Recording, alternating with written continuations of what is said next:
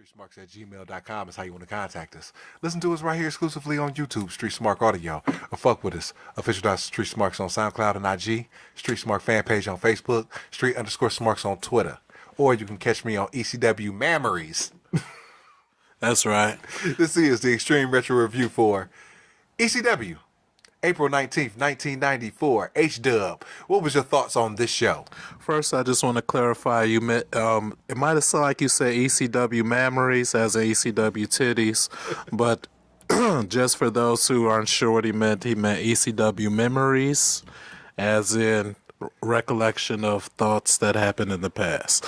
My thoughts on the show, I don't know, overall, I was going to say, before me and you were discussing, I was originally going to say it sucked ass until it got to the end. But even though the end was exciting, the ending ended up turning out to suck ass just because of, how it unfolded. I won't spoil it now. So, I don't know. If you're a fan of Terry Funk, you'll love this show. And please unsubscribe because I don't want any Terry Funk fans on this channel because he's a loser and a piece of crap. But if you're like me and you have a good sense and you know what type of degenerative human being Terry Funk is, you will probably not enjoy this episode. So, and Shane is sending Sherry on vacation. What the fuck is that all about? Food just threw his hand up like, gee, thanks, Wood. Sorry, player, you know what I'm saying? Do you want to do the show? That's what I'm here for. So anyway, long story short, I hated this show for a variety of reasons. It does have some high spots, and Food just going to take it over and get into the nitty gritty. So as we continue on the trail of suck, we have a cold open of Shane and Sherry. They have a promo talking about how they promised to get gold when they came in. Shane talks about his challengers, like Hawk. He sends Sherry down south because she's earned that vacation, meaning she's on her way to WCW to manage Harlem Heat. Oh, that's why she's going. Sherry wants to know if he's coming, but Shane still has business to take care of. Hawk is the best in the gym, but Shane's the best in the ring. It's a good promo. Mm-hmm. It rambled at parts. It came off a little too Ric Flair-y. I was thinking of the Ric Flair promo where he's talking about Hawk back in the day, courtesy of WWE Network, 999. But then we go on into the theme.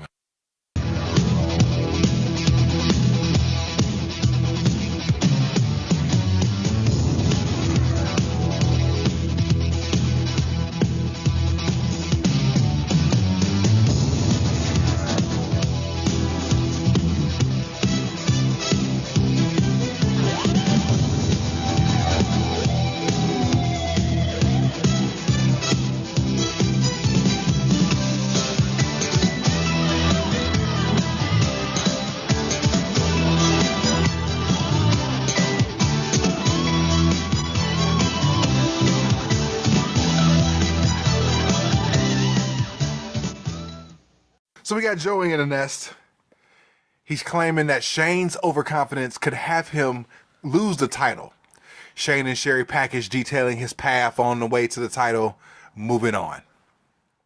So we have Kevin Sullivan and Tasmaniac in a match versus RJ Powers and Jimmy Superfly Snuka. So, sorry, RJ Powers, my brother, but what a goof. RJ is a midget bodybuilder. He flexes for the crowd. Taz throws him out 1,000 times. Sullivan does some outside work with a cane from the crowd. Tag the devil. They do some stuff.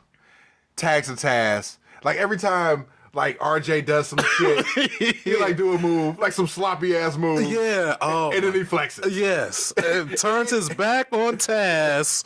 Looks dead at the crowd, hits some long ass pose, like, oh yeah, he came for a bodybuilding event and some thug tried to attack him, and now it's back to the bodybuilding event. That's what it seemed like. And And then every time so he flexes for the crowd every time he does a move. But when he takes a move, he takes it bad. Everything about RJ Powers is bad. This is awful. All right, so Taz, he like tries to do the tree of woe, but fucking RJ Powers slips off. So that's storyline. It's not RJ's a goof. It's just bad because Kevin Sullivan came in and was like, "Hey, you're doing my shit. Yeah, what are you doing, motherfucker? Yeah, you know what I'm saying? I gotta do my tree of woe." And then the motherfucker tried to do the stomp, and he missed the fucking stomp completely. Yeah, I'm like, what? I thought RJ flexed from the floor. You know what I'm saying? Like, all right. It's fucking awful. Anyway. So it's hammer time outside. Taz with a chair, Devil with a chair 3 times. Oh, they murdered that dude. Taz with a belly to Bailey on the Powers through a table. I said, will Snooker even get into the match or they just gonna beat this goof up? He didn't even look like he gave a fuck about RJ Powers. Snooker and Devil, they start doing some stuff. Devil with a hammer to both guys. Snooker selling his goofy. The comeback gets cut off. Hot tags all around. Powers is upset to be in the ring with Taz. I said, Powers can't do anything. No. He's a small black warlord. Snooker and Devil do outside stuff while Taz throws Powers around inside. Shit breaks down. HQR3 gets stripped. Nancy's in the ring kicking him. Replay shows the fucking finish. It's awful. Negative infinity.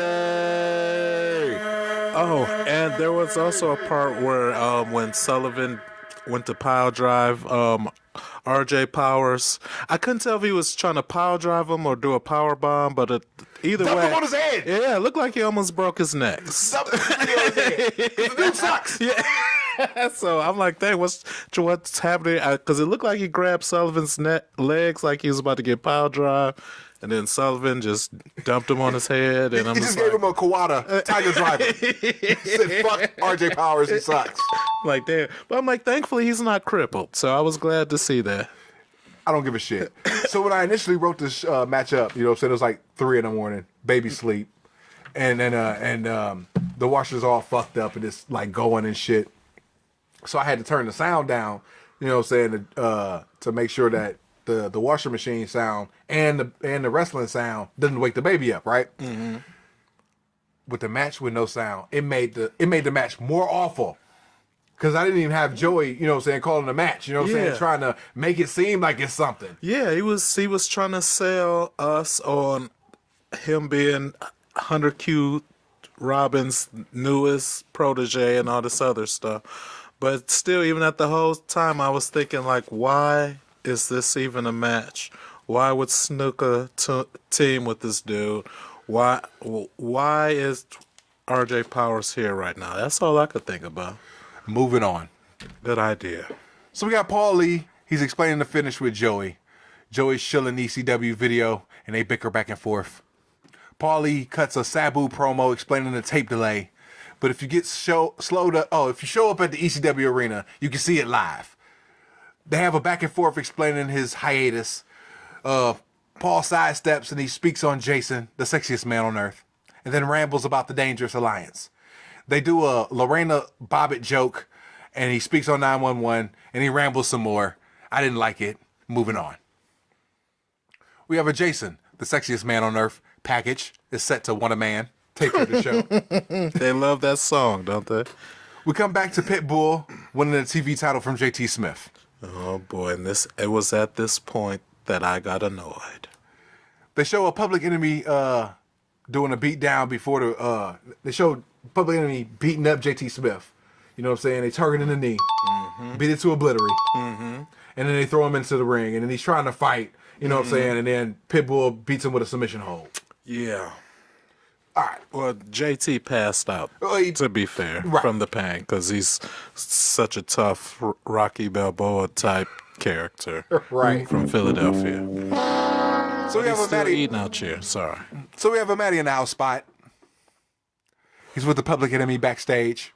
It's a terrible first half of the promo. They just bebopping around. Of course it is. It's 3 of the most annoying people in ECW on camera at the same time. You have Matty in the house! Ugh, throw up in my mouth just freaking saying it.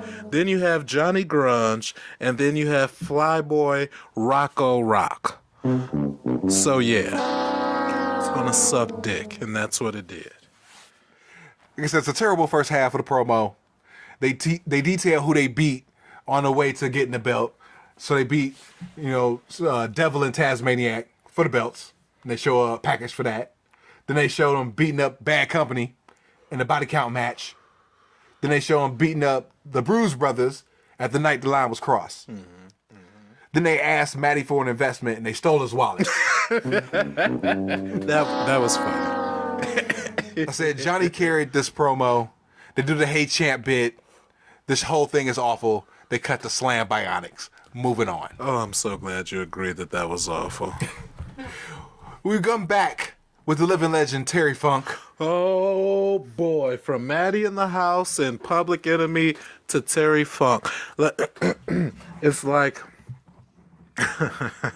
it's like they were purposely trying to test me to see if I would tap out from doing my job and being the paragon of professionalism, just knowing how nauseated I would be going from Maddie in the House to Johnny Grunge to Flyboy Rocco Rock to you might be the scourge of the IWC, but Terry Funk, without a doubt, has to be the scourge of professional wrestling. And it took everything that I had to plow through this show once I seen his gruesome face terrify me. Well, it was just me, because I watched the reviews by myself.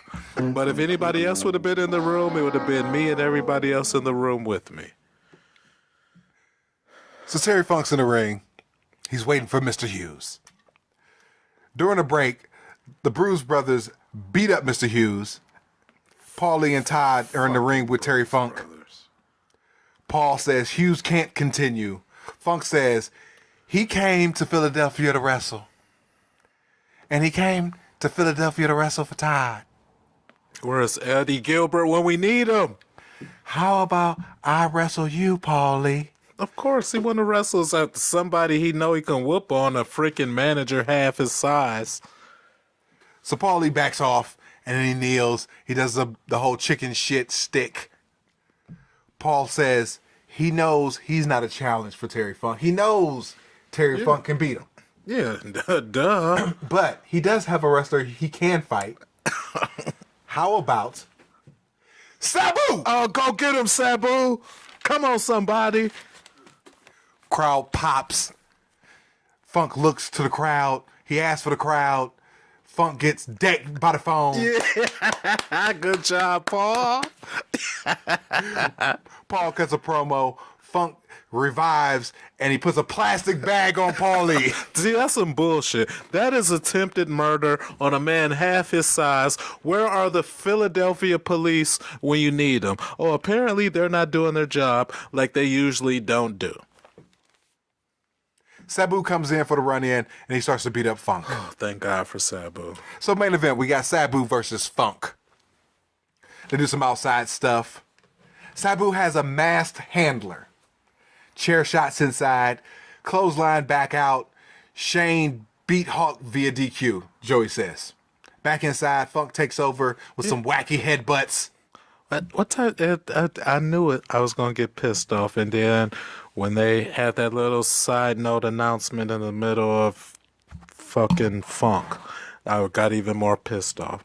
But I'm glad you added that in because that was a source of frustration for me. So inside, outside, they're doing stuff. It's basically a brawl all over the arena and surrounding area. Funk's in control. Mm-hmm. Sabu cheats. Mm-hmm. I ask you, Hot Stuff. Uh-huh. Who is the heel? Terry Funk is the heel. I think it's pretty obvious. He is the most despicable man in wrestling, and he's the obvious bad guy. He uses a ring announcer, an innocent defenseless ring announcer who just came there to the arena, probably making $2 a show, to say the names of the wrestlers and how much they weigh.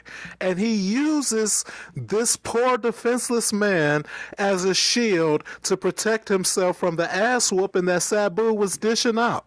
So if you want to know who the heel is, I think it is obvious. It is the piece of trash from the Double Cross Ranch, Terry Funk. So Sabu has two handlers, and they both have masks on. Okay. Funk outside beating up a camera guy. Sabu with a plancha. Joey puts over how they want to be the best. So they're both. It's not really a storyline, more so that it is that they are trying to be the number one guy in the promotion. Currently, the number one guy in the promotion is Shane Douglas. That's right, the ECW man. heavyweight champion. That's right. The guy who was blessed by the leader and founder of Hot Stuff International, the king of Philadelphia Hot Stuff, Eddie Gilbert. Shane Douglas. So Funk tries to match Sabu's aerialness. Funk brings Bob Ortiz into the ring. What an idiot. There's an air Sabu in the corner. Funk puts Sabu up top. It's a crummy prowl driver from the top onto an unfolded chair. Okay. Yeah. Sabu's back up. Back outside, Funk on a table. Sabu misses going through a table. Oh, man. Is that where he broke his ass? I don't know. Paulie yells, "Time out, time out." Funk tries to put the broken table in the ring. He gets ring crew to help. DDT onto the broken table. Funk starts beating himself with the table piece. Because he's a moron. Moron's gonna moron. He beats one handler up, he unmasks him, and it's the Rockin' Rebel. The Ayatollah of rock and roller. Funk with the toe hold on Sabu.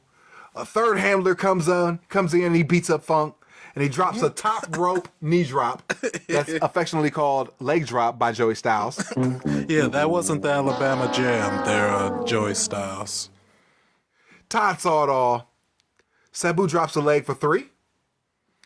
Third handler continues to beat down.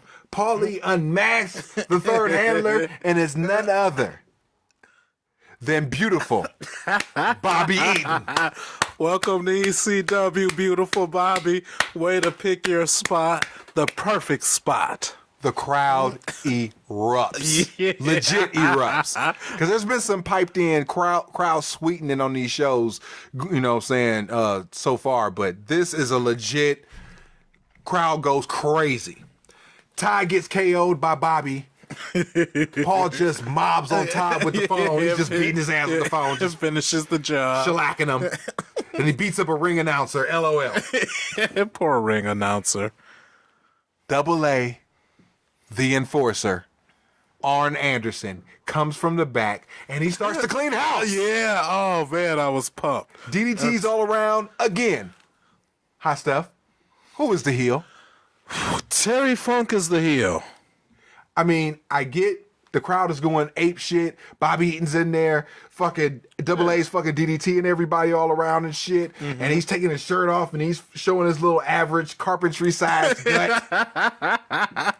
His dad bod. Yeah, but I'm saying, who's the heel? Oh man, when in doubt, Terry Funk is the heel. Without a doubt. The show goes off the air. Overall, I say the main event saved an awful show. But that main event was so fucking hot. It fucking eclipses everything. RJ Powers.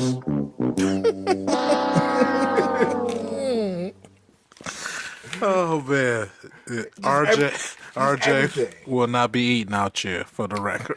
No, he shan't. So the trailer suck officially ends with a mediocre show.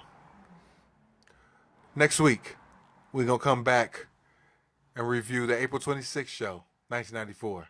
We out. Peace. Peace.